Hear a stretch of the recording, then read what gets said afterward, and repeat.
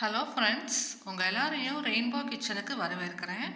இன்றைக்கி ஒரு சூப்பர் டேஸ்டியான சிக்கன் குழம்பு எப்படி சூப்பராக செய்யலான்னு பார்க்கலாங்க.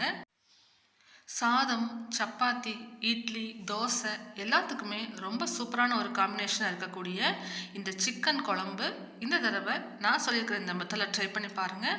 அப்புறம் எப்போ நீங்கள் குழம்பு செஞ்சாலும் இதே ரெசிபியை தான் ஃபாலோ பண்ணுவீங்க. அந்தளவுக்கு ஒரு சூப்பர் டேஸ்டியான கோழி குழம்பு எப்படி வைக்கலான்னு வாங்க பார்க்கலாம். இப்போ இந்த குழம்பு செய்கிறதுக்கு நம்ம ஒரு மசாலா அரைக்கணும். அதுக்கு கொஞ்சமாக எண்ணெய் சேர்த்துக்கோங்க. நான் ஒரு கடாய் ஹீட் பண்ணிவிட்டு நல்லெண்ணெய் சேர்த்துருக்கேன். நல்லெண்ணெயில் செய்யும் போது டேஸ்ட்டு ரொம்பவே சூப்பராக இருக்குங்க. அப்படி இல்லை கடலை எண்ணெயிலையும் செய்யலாம், நல்லாயிருக்கும். இப்போது கொஞ்சமாக எண்ணெய் சேர்த்துட்டு அதில் சின்ன வெங்காயம் சேர்த்து நல்லா வதக்கிக்கோங்க. வெங்காயம் நல்லா நிறம் மாறி வாசனை வர வரைக்கும் நல்லா வதங்கணும். அப்போ தான் அந்த குழம்புடைய டேஸ்ட் நமக்கு சூப்பராக இருக்கும். இப்போ பார்த்தீங்கன்னா உங்களுக்கு தெரியும், வெங்காயம் நல்லா நிறம் மாறி வதங்கிடுச்சு. இந்த அளவுக்கு வதங்கின பிறகு ஒரு 6 பல்லு பெரிய சைஸில் பூண்டு சேர்த்துருக்கேன். இஞ்சி நல்லா 1 இன்ச் அளவுக்கு இஞ்சியை சின்ன சின்ன பீசஸாக கட் பண்ணிவிட்டு அதையும் இப்போ வெங்காயத்தோடு சேர்த்து நல்லா வதக்கிக்கலாம். இந்த மசாலா அரைக்கிறதுக்கு முடிஞ்ச வரைக்கும் சின்ன வெங்காயம் யூஸ் பண்ணுங்கள். அப்போ தான் கோழி குழம்புடைய டேஸ்ட் நல்லாயிருக்கும். இப்போது 1 டீஸ்பூன் அளவுக்கு மிளகு சேர்த்துக்கலாம். மிளகுடைய காரம் இந்த சிக்கன் குழம்புக்கு ரொம்பவே சூப்பராக இருக்குங்க. நல்லா கட்டாயமாக சேர்த்துக்கோங்க. ஒரு 1/2 டீஸ்பூன் சீரகமும் சேர்த்துக்கலாம். ரொம்ப ரொம்ப கம்மியாக ஒரு சின்ன சைஸில் பட்டை சேர்த்துக்கோங்க. 3 கிராம்பு சேர்த்துக்கோங்க. ஒரு 1/2 டீஸ்பூன் அளவுக்கு சோம்பும் சேர்த்துக்கலாம். இப்போ இது எல்லாத்தையும் சேர்த்துட்டு நல்லா நம்ம வதக்கிக்க போகிறோம். நான் இன்றைக்கி சொல்லியிருக்கிற இந்த மசாலா 3/4 கிலோ சிக்கன் வச்சு நம்ம இன்றைக்கி குழம்பு செய்ய போகிறோங்க. ஒரு சில்லு அளவுக்கு தேங்காய் அதிகமாக சேர்க்க வேண்டாம், அப்புறம் குருமா மாதிரி ஆகிடும். அதனால் ரொம்ப ரொம்ப கம்மியாக ஒரு சில்லு மட்டும் தேங்காயை பொடிசாக கட் பண்ணிவிட்டு இப்போ அதையும் இதில் சேர்த்து நல்லா வதக்கிக்கலாம். மசாலா நல்லா வறுபட்டு கமன்னு வாசனை வர ஆரம்பிச்சிருச்சுங்க. பாருங்கள், இந்த அளவுக்கு நல்லா வதங்கி நல்லா வறுபட்டு வரணும் எல்லா பொருள்களும். இந்த அளவுக்கு வந்த பிறகு இப்போ நம்ம ஸ்டவ்வை ஆஃப் பண்ணிவிட்டு இதை வேறு ஒரு பிளேட்டில் மாற்றி நல்லா ஆற வச்சுட்டு அப்புறமா மிக்ஸி ஜாரில் தேவையான அளவுக்கு தண்ணி சேர்த்து நல்லா நைஸான பேஸ்ட்டாக அதை அரைச்சிக்கலாம்.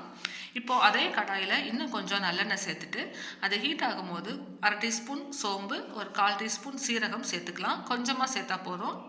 ஒரே ஒரு கிராம்பு சேர்த்துக்கோங்க. நம்ம ஏற்கனவே மசாலா அரைக்கிறதுக்கு இது எல்லாமே சேர்த்துருக்கோம். அதனால் தாளிப்புக்கு கொஞ்சமாக இதெல்லாம் சேர்த்துட்டு ஒரு பெரிய வெங்காயம் சேர்த்து நல்லா வதக்கி விட்டுக்கலாம். வெங்காயம் நல்லா நிறம் மாற வதங்கணும்.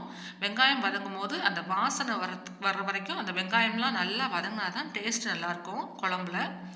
இதுக்கப்புறமா 2 மீடியம் சைஸ் தக்காளி, நல்லா பழமான தக்காளியாக சேர்த்து அதையும் இப்போ நம்ம நல்லா வதக்கிக்கலாம்.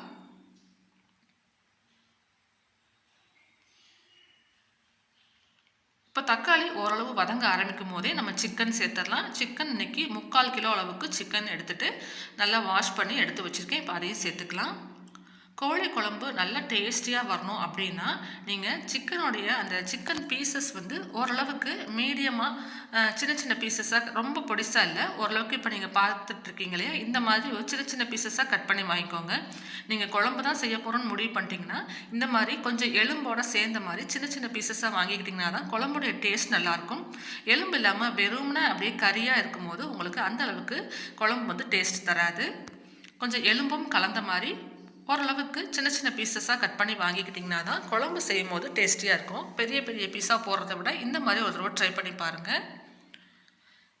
இப்போ சிக்கன் சேர்த்து நல்லா ஓரளவு நிறம் மாற வதங்கின பிறகு மஞ்சள் தூள் 1/2 டீஸ்பூன், காரத்துக்கு தனி மிளகாய் தூள் ஒரு 1/4 டீஸ்பூன் சேர்த்துருக்கேன். இது ஒரு மிதமான காரமாக இருக்கும். உங்களுக்கு தேவையான அளவுக்கு பார்த்துட்டு சேர்த்துக்கோங்க.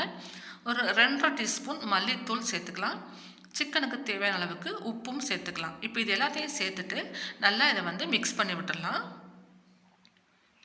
இப்போ எடுத்தோடனே தண்ணி எதுவும் சேர்த்துடக்கூடாது. நம்ம சிக்கன் சேர்த்ததுக்கப்புறம் இன்னும் தண்ணியெல்லாம் எதுவுமே சேர்க்கல. இந்த மசாலா பொடியெல்லாம் நல்லா போட்டுட்டு எல்லாம் ஒன்றா வர மாதிரி நல்லா கலந்து கிளறி விடுங்க. இப்போ இந்த மாதிரி நல்லா வதக்கி வச்சுட்டு நம்ம இதை ஒரு மூடி போட்டு ஒரு 5 நிமிஷம் அடுப்பை சிம்மில் வச்சு மூடி வச்சிட போகிறோம். இந்த சிக்கன் அதுவே தண்ணி விட்டு நல்லா வெந்து வரும். நம்ம தண்ணி எதுவும் சேர்க்கக்கூடாது. இப்போ பாருங்கள், நல்லா இந்த அளவுக்கு நல்லா வதக்கி விட்ட பிறகு இதை ஒரு மூடி போட்டு ஒரு 5 நிமிஷம் சிம்மில் வச்சுருங்க. இப்போ உங்களுக்கு பார்த்தீங்கன்னா தெரியும், அந்த சிக்கனே நல்லா தண்ணி விட்டு நல்லா வேக ஆரம்பிச்சிருக்கோம்.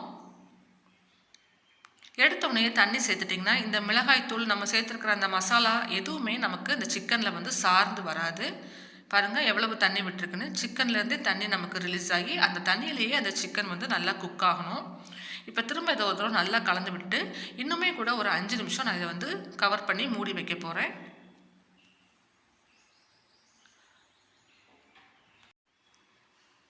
இப்போ திரும்பவும் இதை மூடி போட்டு ஒரு 5 நிமிஷம் சிம்மில் வச்சுருங்க. இப்போ அதுக்கப்புறம் பாருங்கள் நல்லா தண்ணி விட்டு சிக்கன் நல்லா இதிலையே குக் ஆகியிருக்கும். நம்ம தண்ணி தனியாக வெளியிலேருந்து சேர்த்து இன்னும் குக் பண்ணல. இந்த தண்ணியிலேயே நமக்கு சிக்கன் ஃபுல்லாகவே நல்லா வந்து வெந்து வந்துருச்சு. அப்போ தான் நமக்கு சிக்கனுடைய டேஸ்ட்டு குழம்புல நல்லாயிருக்கும். இப்போ இதுக்கப்புறமா நம்ம ஆரம்பத்தில் வதக்கி வச்சுருந்தோம் இல்லையா, சின்ன வெங்காயம், தேங்காய், அப்புறம் சோம்பு, மிளகு எல்லாமே போட்டு வதக்கி வச்சுருந்தோம்ல, அந்த மசாலாவை மிக்சியில் நல்லா நைஸாக அரைச்சிக்கோங்க. அந்த விழுதை சேர்த்துட்டு கூடவே கொஞ்சமாக தண்ணியும் சேர்த்து மிக்ஸ் பண்ணி விட்டுக்கோங்க. தண்ணி வந்து உங்களுக்கு குழம்பு என்ன கன்சிஸ்டன்சிக்கு வேணுமோ அதுக்கு ஏற்ற மாதிரி பார்த்துட்டு சேர்த்துக்கலாம். சிக்கன் குழம்பு ஓரளவுக்கு திக்காக இருந்தால் தான் நல்லாயிருக்கும். ரொம்ப திக்காக இல்லை, ஆனால் ஓரளவுக்கு கெட்டியாக இருக்கணும். ரொம்ப தண்ணி சேர்த்துட்டிங்கன்னா சிக்கன் தனியாக குழம்பு தனியாக இருக்கும். இன்னும் வந்து உங்களுக்கு மெர்ஜ் ஆகாது. இப்போ பாருங்கள் இந்த அளவுக்கு தண்ணி சேர்த்துட்டு இப்போ நீங்கள் தேவைப்பட்டால் செக் பண்ணி பார்த்துட்டு உப்பு வேணும்னா ஆட் பண்ணிக்கோங்க. இப்போ இதை ஓப்பன் பேன்லேயே வச்சு ஒரு 2 நிமிஷத்துக்கு கொதிக்க வச்சுக்கலாம். கொதிக்க வச்ச பிறகு திரும்ப இதை மூடி போட்டு கவர் பண்ணி ஒரு 5 நிமிஷம் மீடியம் ஃப்ளேமில் கொதிக்க வச்சோம்னா நமக்கு நம்ம சேர்த்துருக்கிற எண்ணெயெல்லாம் நல்லா பிரிஞ்சு குழம்பு சூப்பராக ரெடி ஆகிடும். இப்போ பாருங்கள் ஓப்பன் பேனில் நல்லா கொதித்த பிறகு இந்த மாதிரி மூடி போட்டு மீடியம் ஃப்ளேமில் ஒரு 5 நிமிஷம் வச்சுட்டு அதுக்கப்புறம் ஓப்பன் பண்ணி பாருங்கள். குழம்பு அந்த பச்சை வாசனை, அந்த மசாலாவோட பச்சை வாசனைலாம் போயிட்டு நல்லா எண்ணெய் பூரா நமக்கு தனியாக பிரிஞ்சு வந்துருச்சு பாருங்கள். இந்த மாதிரி சூப்பராக ரெடி ஆகிடும். இவ்வளவுதான். இப்போ நம்மளுடைய சூப்பர் டேஸ்டியான சிக்கன் குழம்பு சூப்பராக ரெடி ஆயிடுச்சு. உங்களுக்கு பார்க்கும் போதே தெரியும் எப்படி இருக்குது அப்படின்ட்டு. குழம்பு வந்து அந்த சிக்கனோட சேர்ந்த மாதிரி இருக்கணும். அதுக்கு 2 விஷயம் நீங்கள் ஞாபகம் வச்சுக்கணும். சிக்கன் குழம்புக்கு தண்ணி ரொம்ப அதிகமாக சேர்க்கக்கூடாது. அதே சமயம் சிக்கன் வந்து பீசஸ் கொஞ்சம் சின்ன சின்னதாக இருந்தால் தான் குழம்பும் சிக்கனும் சேர்ந்த மாதிரி இருக்கும். பெரிய பெரிய பீசஸாக இருந்தால் அது அந்தளவுக்கு ஒன்று சேர்ந்து வராது. இப்போ நல்லா நிறைய கொத்தமல்லி தழை சேர்த்து ஒரு தடவை மிக்ஸ் பண்ணி விட்டுட்டு இப்போ கொதி வந்த பிறகு நம்ம ஆஃப் பண்ணிடலாம். ரொம்ப சூப்பரான நல்லா கமன்னு வாசனையாக வீடு முழுக்க இந்த சிக்கன் குழம்பு ஒரு தடவை ட்ரை பண்ணி பாருங்கள். சூப்பரான வாசனையாக இருக்கும்.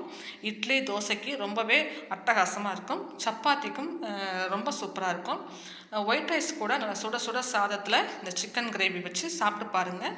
ரொம்பவே சூப்பராக இருக்கும். இதே மாதிரி ட்ரை பண்ணி பார்த்துட்டு இந்த வீடியோ உங்களுக்கு பிடிச்சிருந்ததுன்னா ஒரு லைக் கொடுத்துடுங்க. இந்த வீடியோவுக்கு உங்கள் ஃப்ரெண்ட்ஸோட இந்த வீடியோவை ஷேர் பண்ணிக்கோங்க.